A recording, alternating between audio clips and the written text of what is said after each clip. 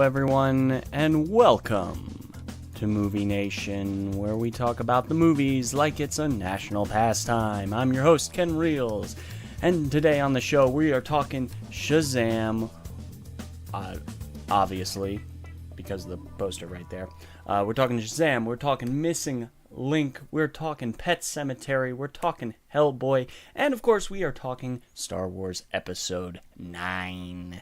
Welcome everyone to the show, as well as we of course have our news and our Movie Nation trailer of the week. One of them, actually, we got two this week. We got two Movie Nation trailers a week because last week there was no episode. Sorry about that, guys.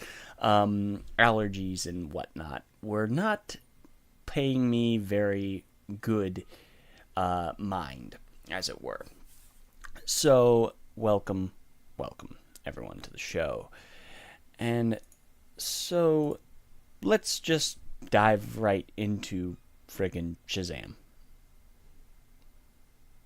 Like, honestly, there's nothing much more to say. Allergies last week caused a slew of headache, as it were. But we can go ahead and move right into Shazam. So Shazam is a movie done by David F. Sandberg, who directed Lights Out, which is actually one of my favorite horror films of that year. It has a very good amount of heart to it, and I really dug the whole concept. It was based on a concept of a short film he did that went around the internet big time. Just the whole concept of you turn on the light, the ghost disappears. You turn off the light, the ghost reappears. And just like that idea of the darkness being the embodiment of evil was really cool. And with Shazam, I didn't expect to laugh as much as I did with this film. This film made me laugh consistently. I was laughing throughout. It was very, very funny. The trailers kind of gave me the impression that, it's a big superhero film. And you'd be right.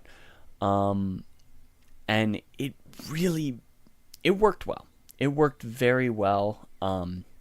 I wouldn't necessarily say it is amazing. There are some bits and pieces that were iffy, to say the least. There were some iffy bits to it, but overall, it was not a terrible film. It's solid. It's a solid movie. Solid performances. Zachary Levi did a great job. Mark Strong being Mark Strong, like we've seen him do this role a bunch of times, so it's not really that surprising when he does a role like this. Like, he's a villain. He's just a flat-out villain. What did surprise me specifically was the 7 deadly sins and kind of the brutality of what they do in this movie. There's this whole boardroom sequence where Mark Strong walks into a boardroom where his father is like the head of the company, and he unleashes the sins on this boardroom of people. And you don't know what's going to happen. You expect, like, the sins are going to screw up the people in the boardroom. But then it, like, immediately, when the first sin just grabs a dude, he just chucks him out the high-rise window. Like, chucks him straight out the window, and you're just going, whoa! Okay. Did not expect it to be that brutal. Like, I expected it to cut away, but no, it doesn't cut away at all. Just chucks him. Just chucks him straight out the window, and you hear him fall. You hear him fall. And you don't hear the splat, obviously, because it's a PG-13 movie. Why would you hear the splat? You'd get an R-rated movie right there. But it was surprisingly brutal for a PG-13. like very, very brutal. I and overall, like the other performances, the kids, the two kids are pretty good. Billy Batson versus Shazam. A lot of reviewers have pointed out that there's the difference between Zachary Levi's Billy Batson and the kid's Billy Batson are a little different.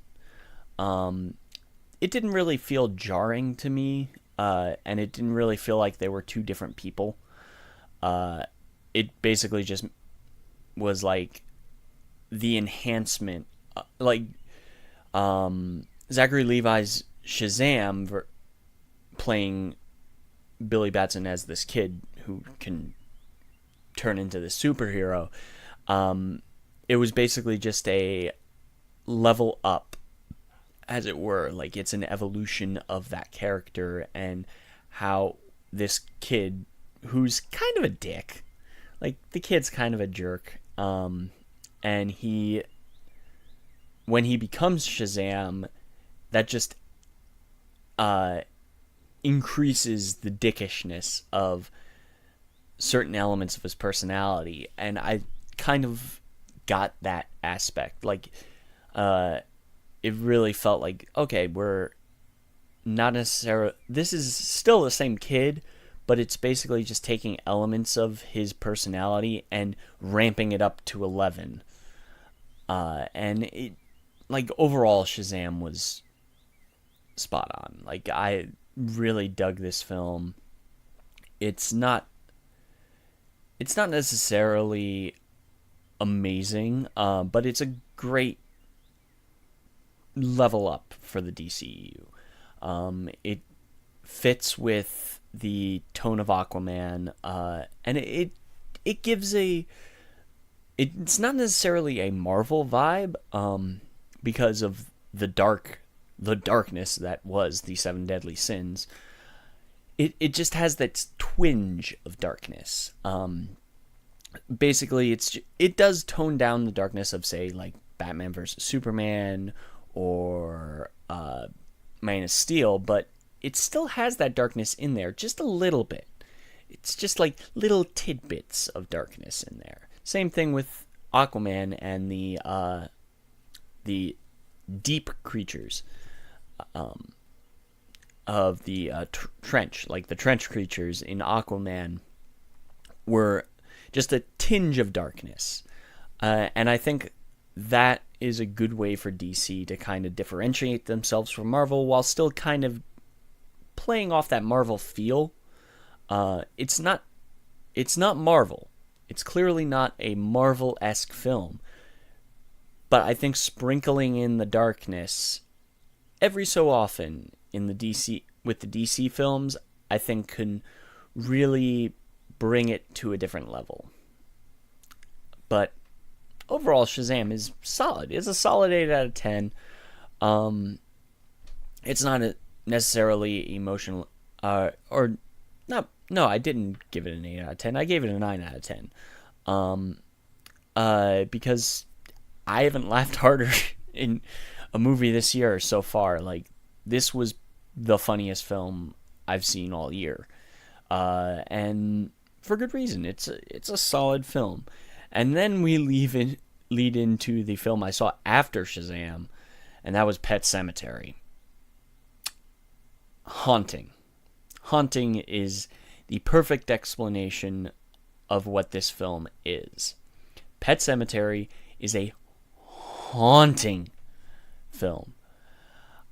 I have not seen a film just freak me out in the perfect ways. Like, if you've seen the 89 Pet Semetary, I think it's 89, or what is it?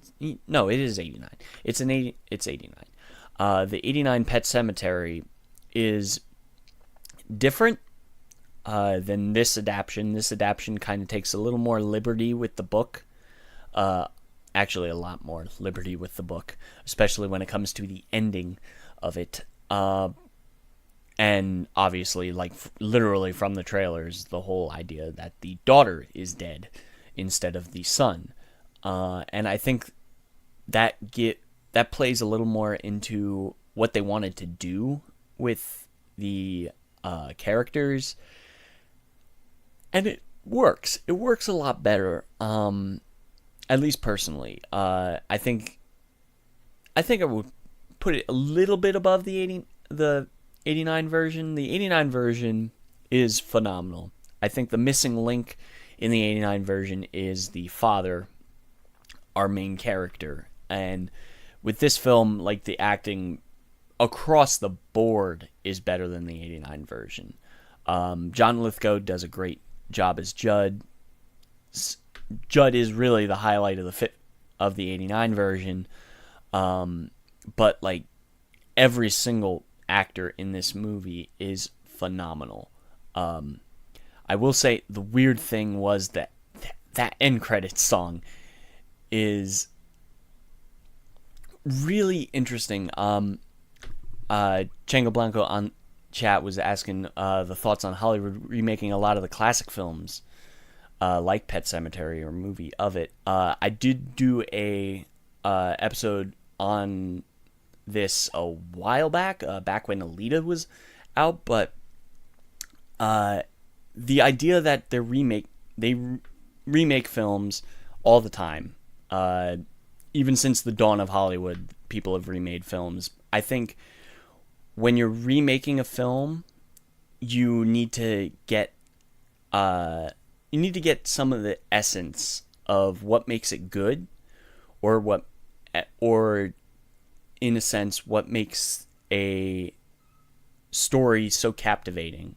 And I think this remake of Pet Semetary actually is really captivating. Like, I'm on the there are moments where I was on the edge of my seat. I think the cat is so much more creepy, and the girl, whose name is escaping me, because I looked it up and I did recommend on my Twitter, if you follow me on Twitter, when I go see these films, I do quick little reviews of it.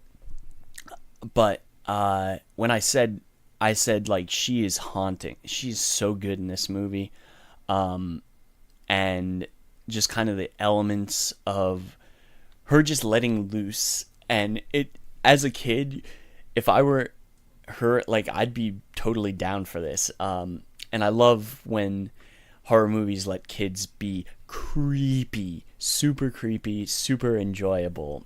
And whoo, there are some moments where I'm going like, oh hell no. Oh hell no. And specifically, like, the ending of this film was just like, shit, man. It does not end well. It does not end well at all. But I thought it was very, very solid. Like, it was a solid film to sit through. If you haven't already seen it, like, definitely something to go see. There are elements of this film that are bad. More specifically, the ending song at the credits was so... It's like this punk rock band talking about I don't want to get buried in the Pet Semetary. It was really corny. It was a corny song, and kind of made me go, what the hell is this song? It was a weird song to kind of... because the movies end so somber, and then you have this, like, punk rock song about not being buried in a pet cemetery. That's literally the chorus, is I don't want to be buried in the Pet Semetary. It's bad. Really, really bad. Like, it kind of makes me giggle at how bad it is. Maybe that was the intention, to kind of like... because you're so just shocked at the way it ends that you kind of just need to laugh at some point. And it was... this was haunting. It was a haunting film. and it was definitely a solid remake of the 59 version, because I think the 59 version is good. It's a very good film, but I would probably watch this over the 59 version because just overall, the characters are the acting is just bar none better than the 89. But hey, they're both good. They're both really good films. Like, there's not much you can say other than that. And I really am happy that Stephen King is getting some of his books readapted or getting some new stuff adapted. I mean, we have Chapter 2 coming up in a couple of months, and I can't wait to get completely scared shitless. And that leads us into our next film, which I got to see, which is actually very horror themed, and that is this week where I went to go see Hellboy. Hellboy, I really dug. Despite all there's a whole slew of critics. People are lambasting this movie, saying it's absolute garbage. But they didn't really get what it was trying to do. At least I don't feel like they were getting what it was trying to do. There is a critic on that I believe he did it for the Hollywood Reporter. He did his review for, or Variety, one of those two. William Bibbiani, who I follow on Twitter and am a huge fan of. If you haven't checked him out, definitely go read his review of Hellboy. And he got what it was kind of laying the groundwork for, and this is a horror fans' amusement park. It's cheesy, it is fun, it's gory as hell, but it knows it's being dumb. There is one scene in this film where I'm going like, that's a little too bad. That's a little too like bad movie making kind of element to it. And that was a scene where Hellboy is fighting a bunch of giants in like the grassy plains of England. And it is so obviously green screen, blue screen-ish that you know this isn't. You know every bit of the background is fake. And you can there was a moment where I kind of started to see the keying out of the background on Hellboy. I don't know. I was looking way too much into it. Maybe it was also because I saw this film in Dolby Cinema, so it was super crisp.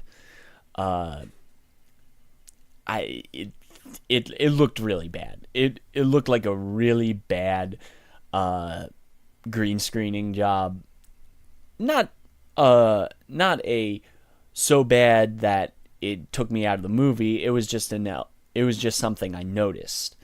But this is very much akin to more of the Mike Mignola comics. Very, very close to the Mike Mignola comics. It is even just the way Hellboy looks. Because, don't get me wrong, I love the Del Toro films. Both of them. I prefer Golden Army over the first Hellboy, to be honest, but tonally, like, this movie jumps between the idea of this is a horror film and this is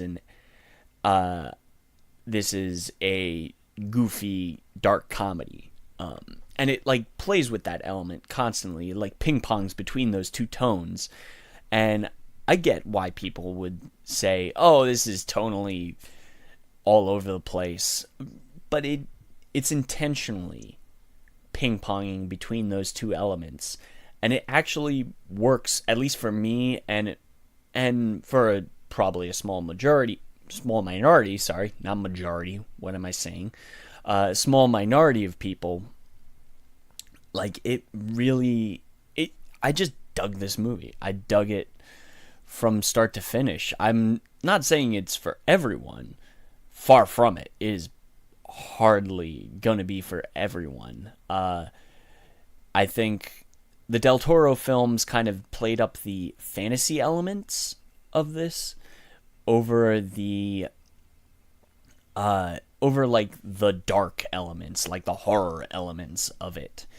And as a result, it just kind of doesn't feel the same as some of the other movies in this franchise. I mean, this is a reboot of it, and it works. I thought it really worked, and I feel really bad that this film is not going to get a sequel, specifically because going into it, I knew this movie is not going to make the money it needs to get a sequel. No way.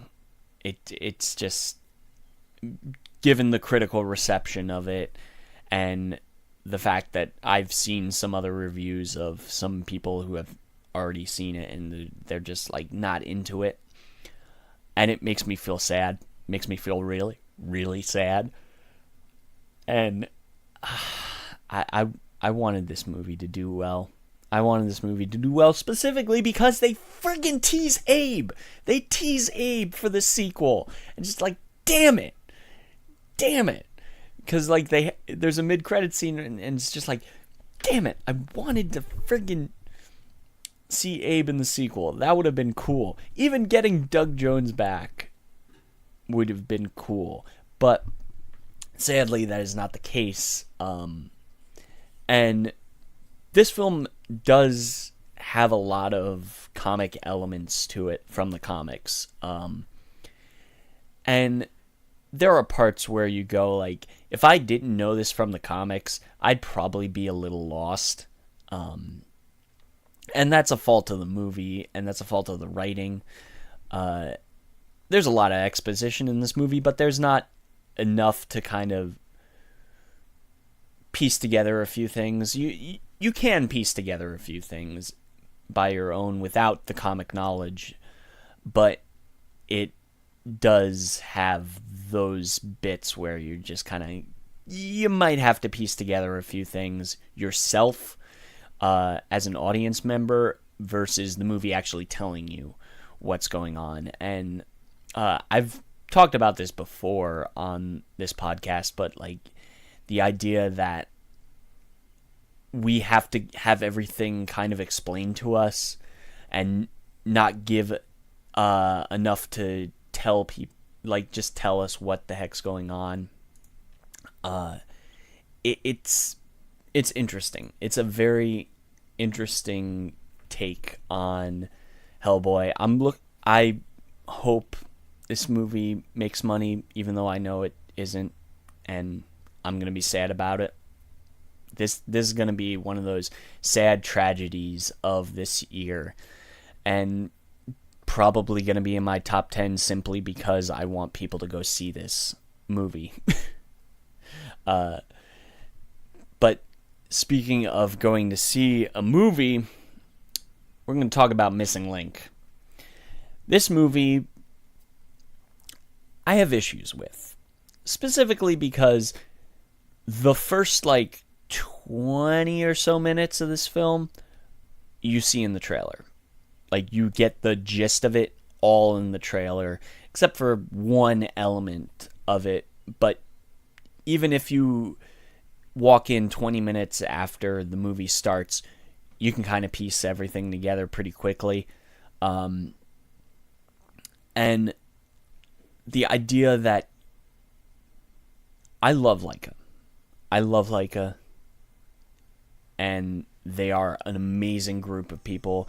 They are keeping stop motion alive today. And I'm happy that they are. I really am happy that they're keeping stop motion alive. And this is a little more adult than some of their other films. I think Box Trolls is like the bottom, lowest age range for film. out of their entire filmography. And then I would probably slip in Kubo under above that, then probably Coraline, then Paranorman, and then this film. And it's a little more adult oriented, especially with its theming and the idea of learning to see the good in others and help others, and not see them as just stepping stones for your own progression. And I dug that theming, and it's a good theme to present to a child. And this film's funny every now and again. I didn't really laugh as much as I would necessarily think, and it's not as emotionally. I wouldn't put it as emotionally resonant as, say, a film like Paranorman or Kubo and the Two Strings as well. This is probably number 3 out of the films that Laika has. I like Coraline. I'm not a huge fan of it. I would probably put this like above Coraline, but you could probably flip-flop those every now and again. It's about on par with Coraline in terms of my own personal bias. And it's good. It's very simple. You have Stephen Fry as your bad guy, so I mean, it's Stephen Fry. He does an amazing job, and he plays like this pompous snot of a human being, and you kind of go, "All right, I can deal with that." He's not necessarily a great villain. He's just a okay villain. Okay for a kid's film. And that's the thing. Like, I'm always of the opinion that an okay kids film isn't necessarily a good kids film. I think you want to excel above and beyond your medium in terms of animation. And Missing Link is not bad. It's not amazing. Like, I would say it's a good double hit for Laika. I have a feeling it's not going to really make a lot of money, but I think it's going to make more money. At least it's not going to make money here in the U.S. It'll probably make up its money internationally. Same thing with all of Laika's films. They make up a lot of their money internationally versus the quote-unquote domestic box office. So, who knows? Like, I'm happy Laika is going strong, and we need to keep kind of this artistry of stop motion, because it requires so much amazing work. And unlike some of the ideas that people have about stop motion, there are moments, and of course, in true Laika fashion, during the end credits, they do show a sequence done in stop motion and what they do. And people don't realize how big these characters are in terms of the filmmaking. And this is actually something that Laika kind of shows off compared to some other stop motion work. They're pretty big. They're like a foot tall. Some of the characters are like foot tall. So it allows for a lot more nuance in terms of the facial expressions and the way the characters are animated in stop motion. And then they take elements of CG and mix it in there as well.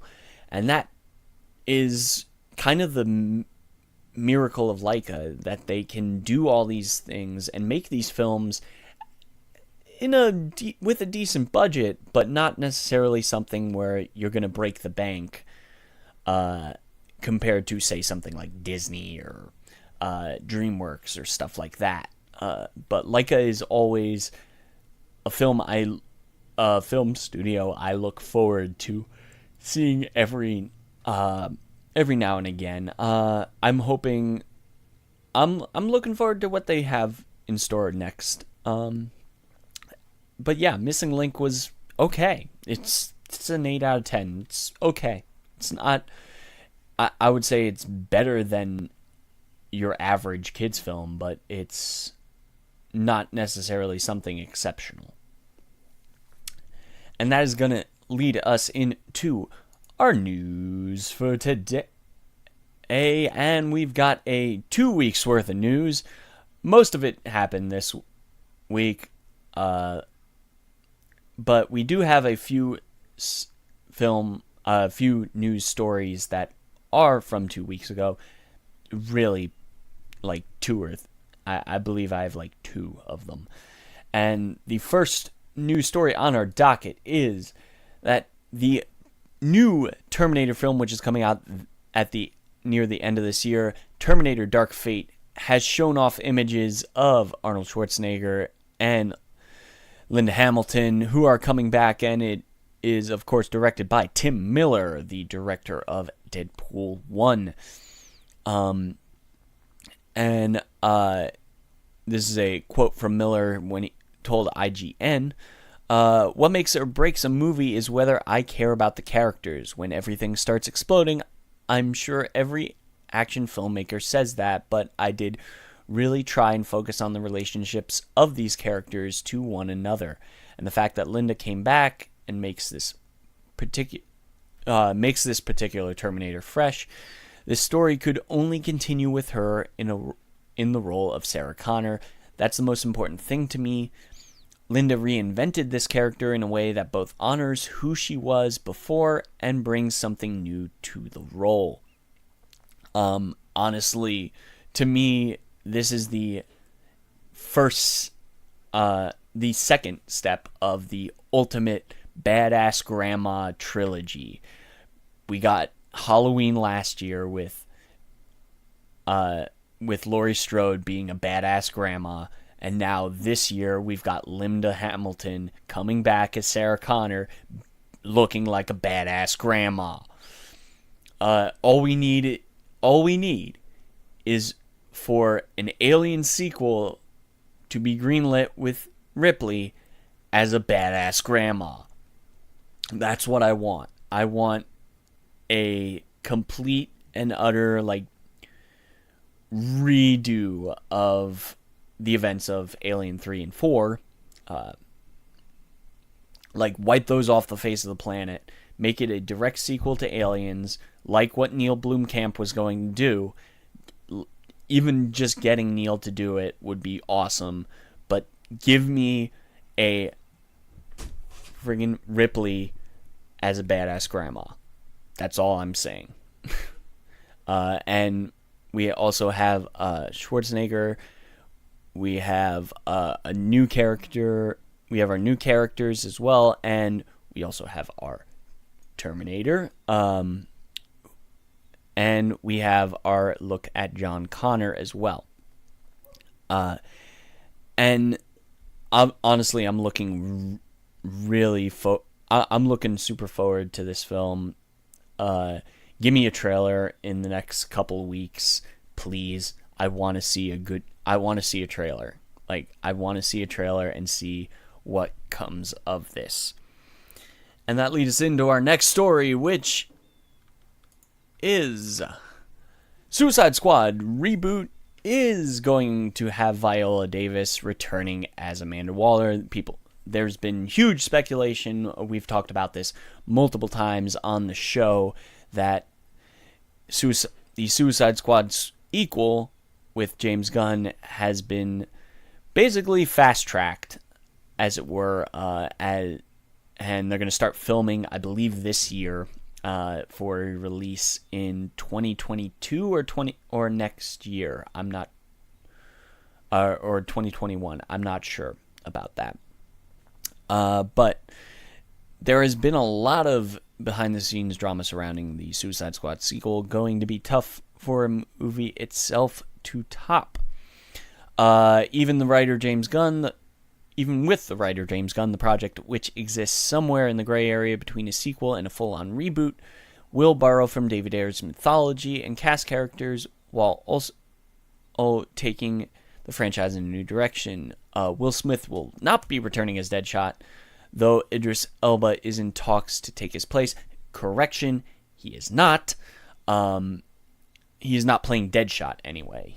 He's going to be a new character. I have a feeling, given the reporting of Jeff Snyder that we talked about a couple of weeks ago, he might be tapped to play King Shark, which would be cool. I dig Idris Elba as King Shark. As well as they're going to bring back Margot Robbie's Harley Quinn, and Jai Courtney's Captain Boomerang are coming back as well, alongside new characters, Peacemaker and King Shark, which have yet to be cast. I think Idris Elba, supposedly Elba is not playing Deadshot. He's going to be playing a new character. I think it's going to be King Shark. And I'm cool with that. But The Wrap is reporting that Viola Davis will return as Amanda Waller. Frankly, I'm happy for that, because Amanda Waller was one of those elements where, like, Viola Davis is awesome as Amanda Waller. Like, that is the one, that's one of, like, 2 or 3 elements of David Ayer's Suicide Squad that I really dug. Like, I really dug Viola Davis as Amanda Waller. Because, like, she can pull off this intimidating human being who is dark as all hell. Like, Amanda Waller is a very, very dark character in some elements, but she embodied that badass, tough as nails woman that is heading up the Suicide Squad.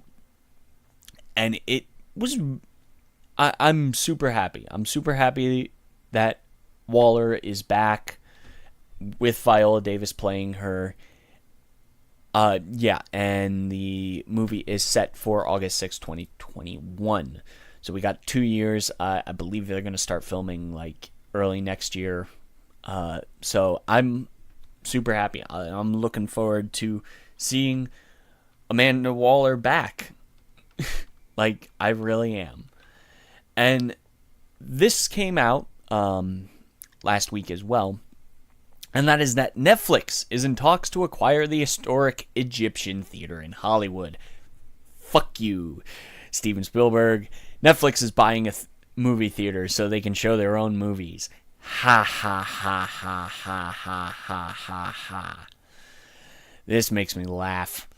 To further bolster its reputation as an ally of theatrical distribution, Netflix is in early talks to purchase a legendary Egyptian theater on Hollywood Boulevard. News came courtesy of Deadline, who reports that Netflix is working to acquire the location from American Cinematique, a nonprofit used the theater to exhibit independent classic and foreign films, as well as events, festivals, and Q&As. The Egyptian Theater hosted Hollywood's first ever movie premiere in 1922 for Douglas Fairbanks-led Robin Hood.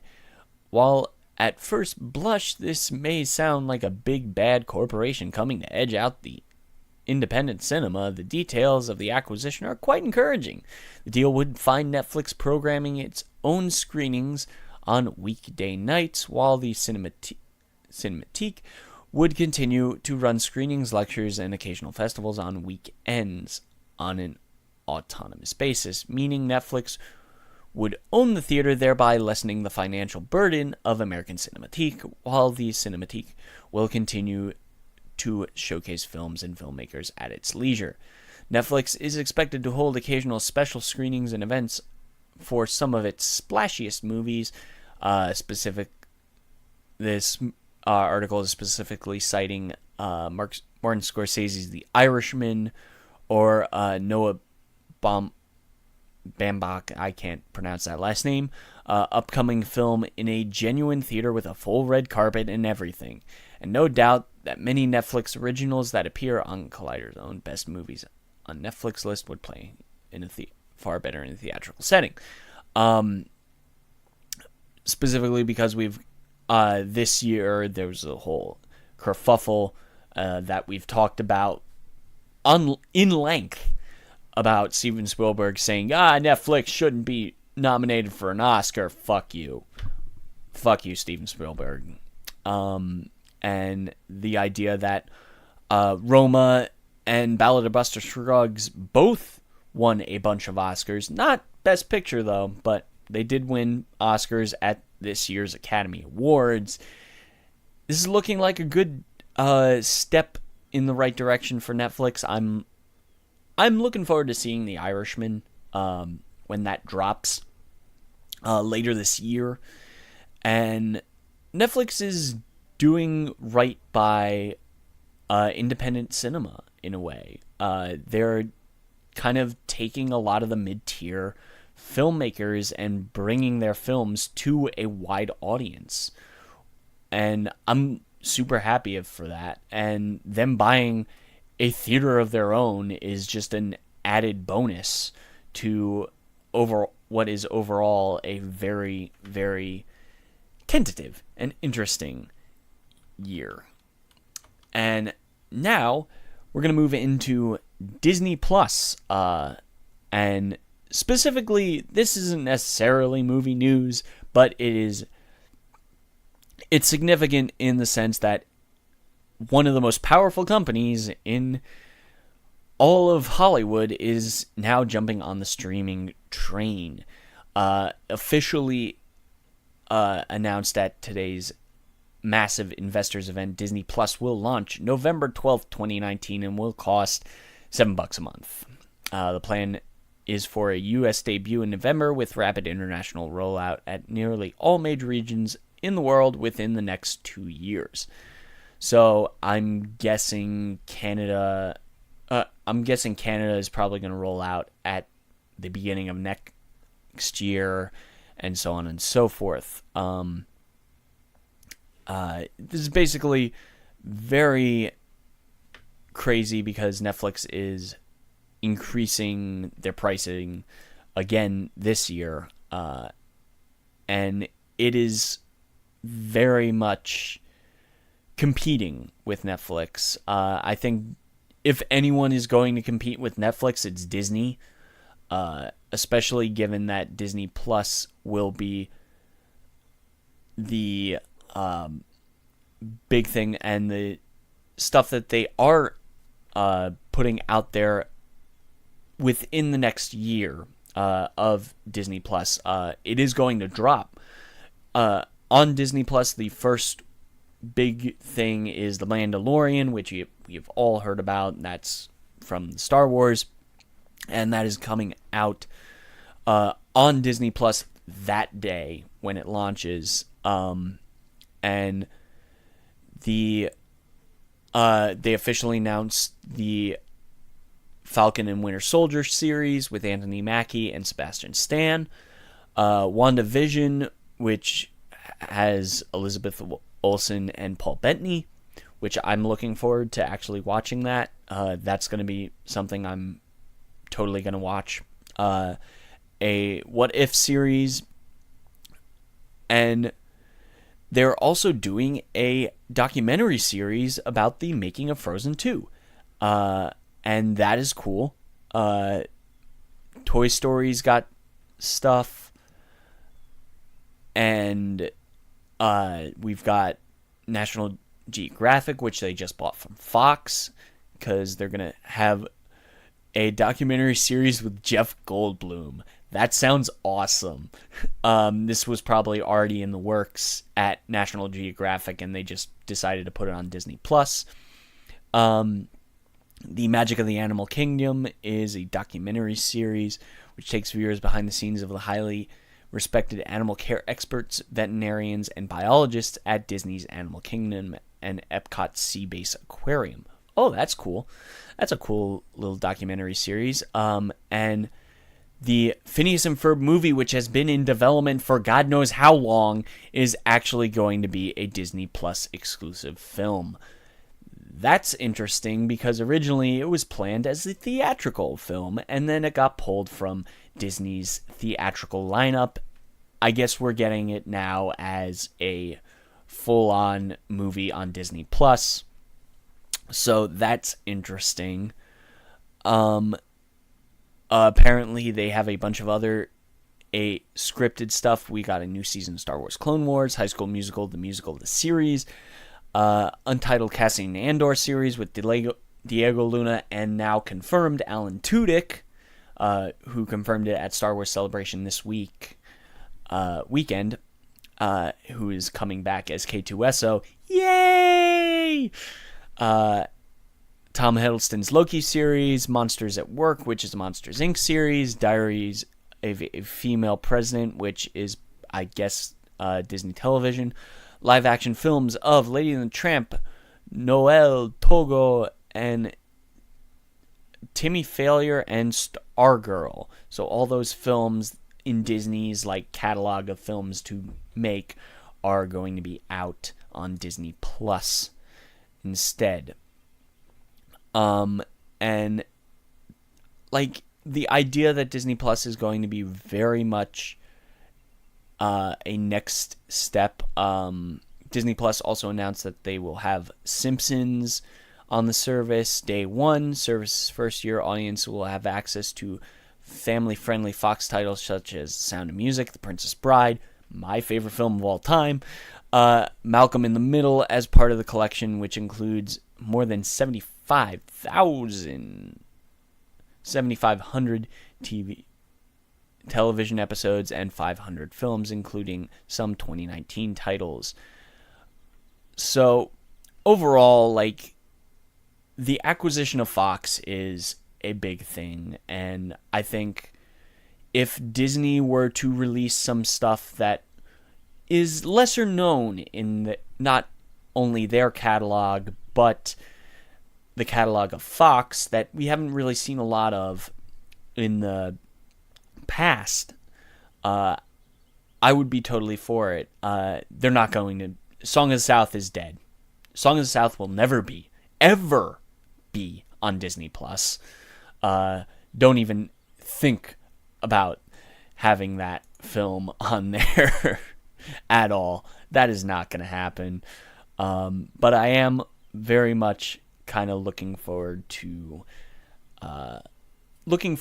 seeing what Disney can bring to the streaming table in terms of original film. And I hope to eventually kind of cover some of these films on this show, as well as some of the Netflix stuff when I get the chance. So yeah, Disney Plus, I'm gonna pay. I'm gonna pay for it. I'm sorry. Disney's already got my money, just flat out. There's nothing I can do about it. Well, there is something I can do about it. I could not give them my money, but it's Disney, it's Marvel, it's Star Wars. You're gonna have my money anyway. They're gonna have pretty much everyone's money, and given that I don't really have a lot of streaming services that I subscribe to, I'm not a Hulu subscriber. The only other subscription I have is actually Verve, which covers a whole bunch of internet content, and Funimation, which I don't pay, which is pennies on the dollar for those two services. Throwing another one on here is not necessarily hurting me, but it might hurt some people. And that leads us into our next little bit, which is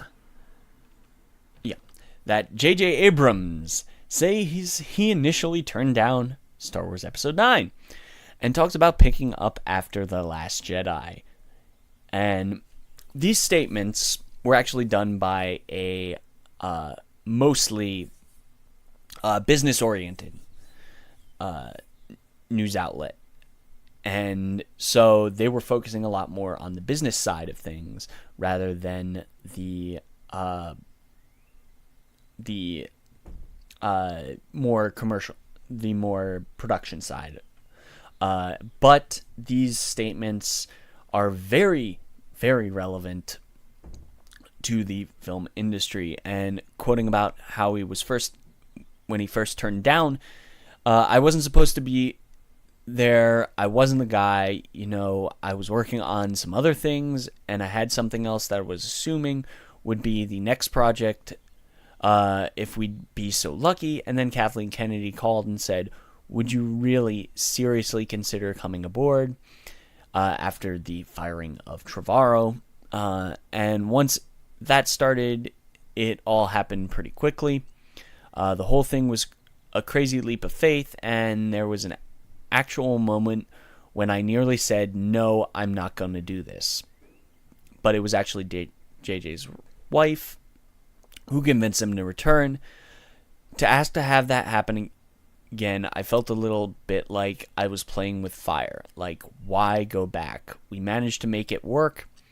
What the hell am I thinking? And there was a moment where I literally said no, and Katie said, you should do this. And my first thought was, has she met someone? And then I thought, she usually is right about stuff. And when she said it, I think she felt like it was an opportunity to bring to a close this story that we had begun and had continued, of course. And this is...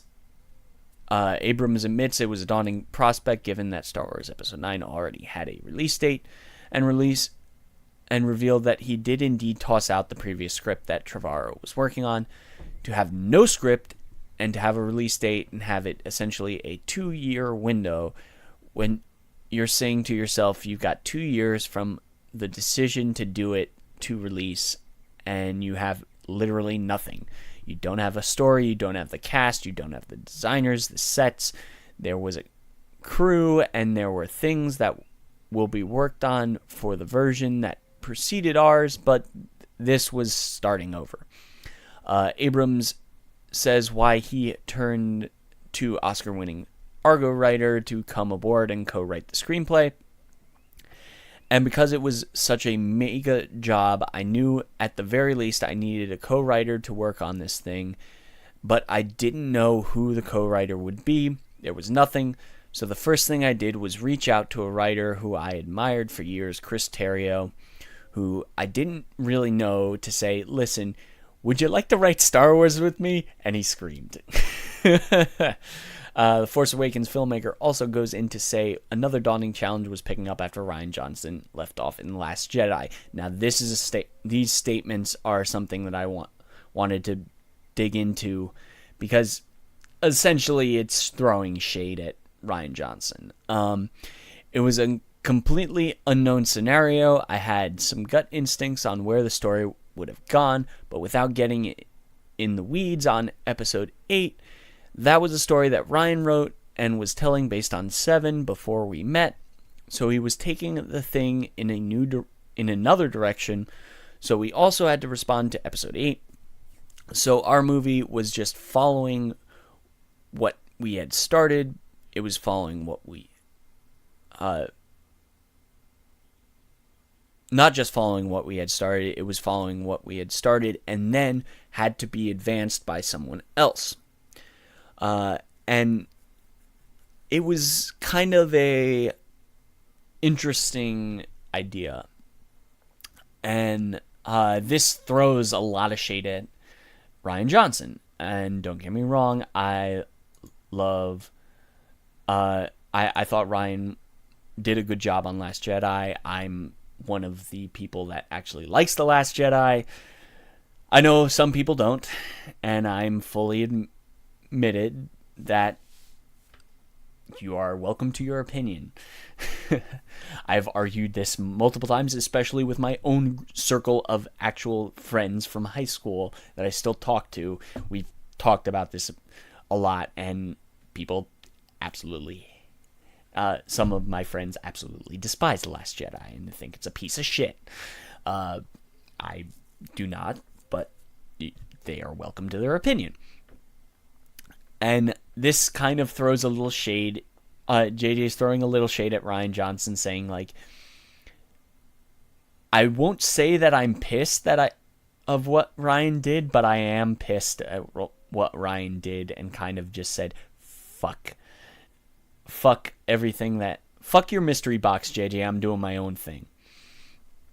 And while I'm not a huge fan of JJ's mystery box, as it were,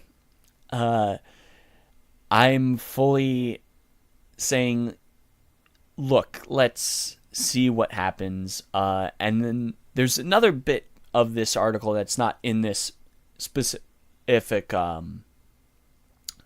news article, but in the actual interview that I have read, I have to search out the actual article, but there was a moment where he kind of explained that Star Wars had no plan. There was no plan for this trilogy at all from the get-go. Like, it was never just planned out as a goddamn trilogy when they announced it. So the idea that Kathleen Kennedy let Ryan throw out J.J. Abrams' like general outline for what the heck was going to happen says something. It says something about Kathleen Kennedy. It says something about Rian Johnson. It says something about the way Star Wars is being handled right now. And while I have no qualms with The Last Jedi, I have very much qualms with Kathleen Kennedy and the way she's been handling the Star Wars brand.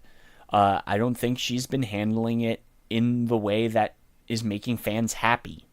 It's making the old guard happy, as it were.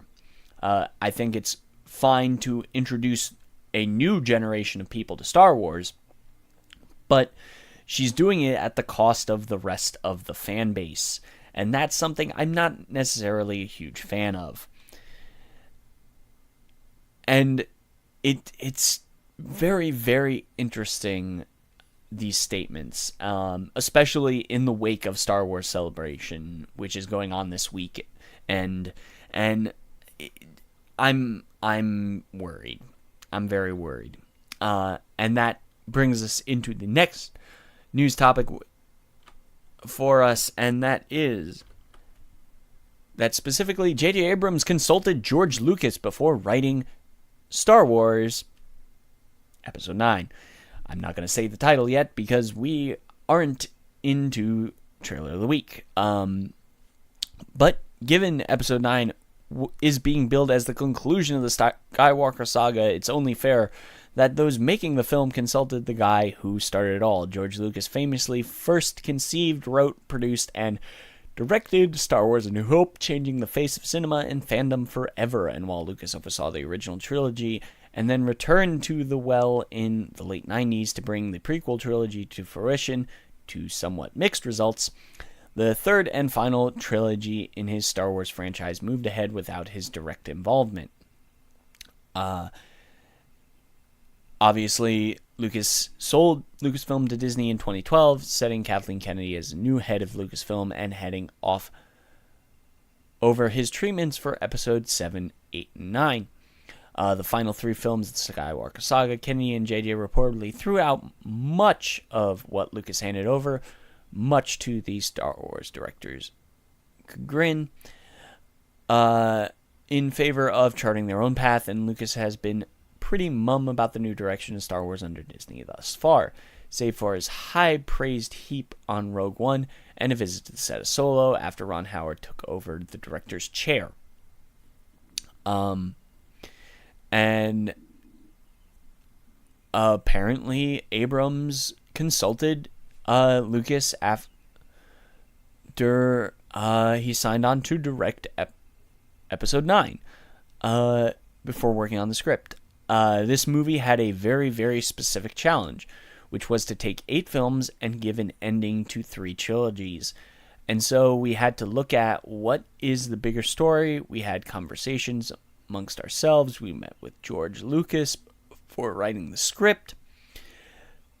These were things that were real, not debate, but looking at the vastness of the story and trying to figure out what is a way to conclude this. But it has to work on its own as a movie. It has to be its own thing. It has to be surprising and funny, and you have to understand it. Which is a great little statement.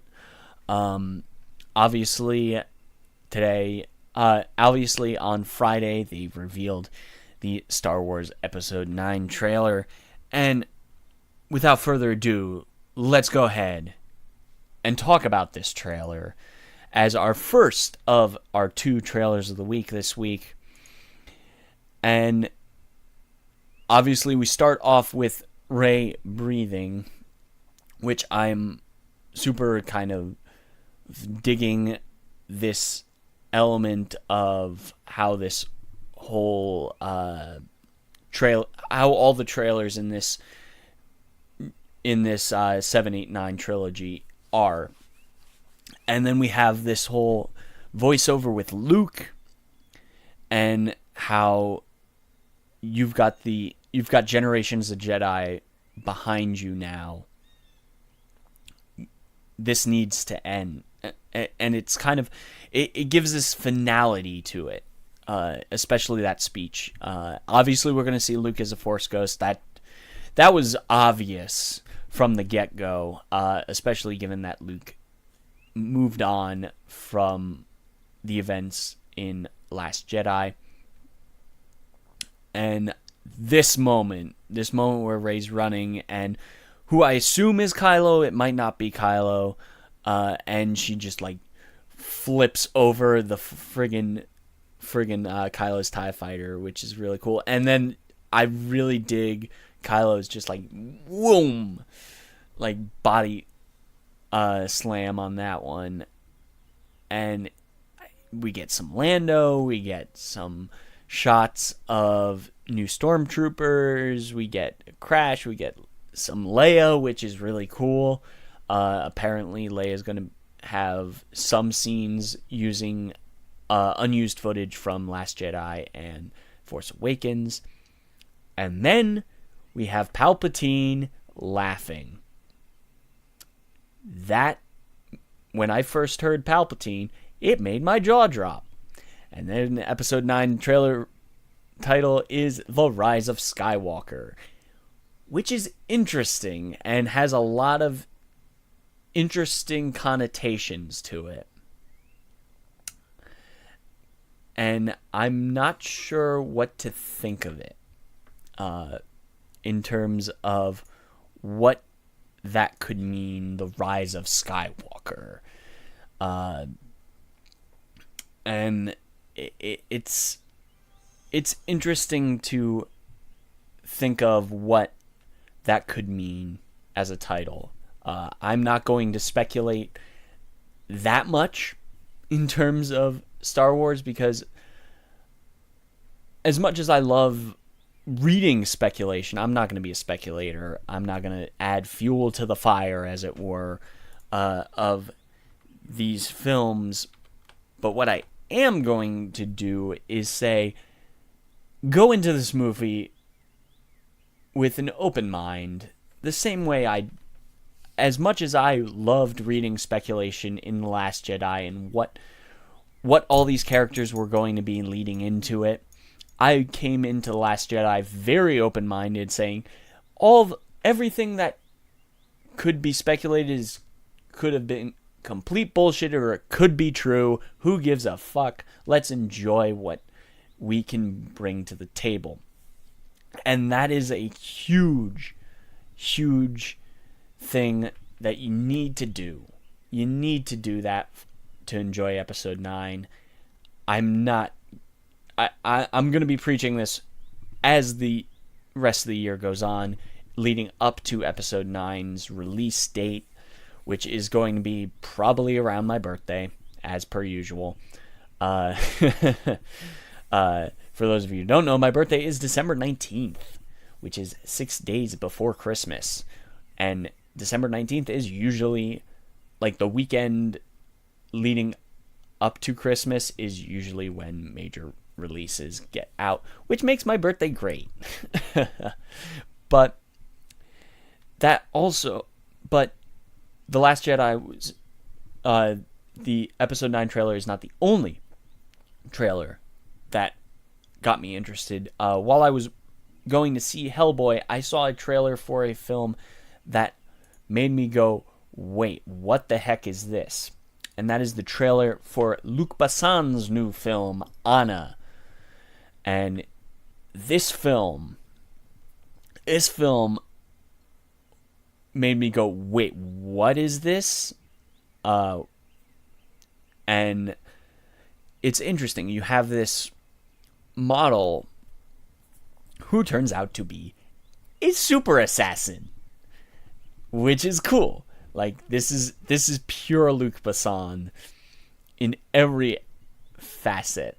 You have this very, very attractive woman beating the shit out of people.